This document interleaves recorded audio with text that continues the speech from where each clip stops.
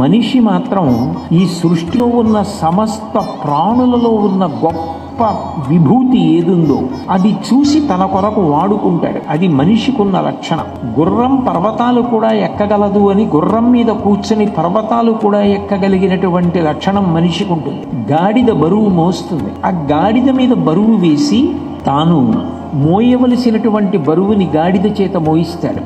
గాడిదలో ఉన్నటువంటి బరువు మోయగలిగిన విభూతిని తాను వాడుకుంటున్నాడు. కోయిల పాట పాడిందనుకోండి, అది పంచమస్వరం చేసి సంగీతం నేర్చుకుంటాడు. నెమలి నాట్యం చేసిందనుకోండి, దాంట్లోంచి నృత్యాన్ని అభ్యాసం చేస్తాడు. జంతువుల యొక్క చర్మంతో మృదంగాదులు తయారు చేసి వాయిస్తాడు. ఆవు పాలు గొప్పవి, అవి తీసుకెళ్లి శివలింగానికి అభిషేకం చేసి తాను ఇక్కడ పైలోకాల్లో సౌఖ్యం పొందుతాడు. సృష్టిలో ఎన్ని ప్రాణులున్నాయో అన్ని ప్రాణుల యొక్క విభూతిని మనిషి వాడుకుంటాడు.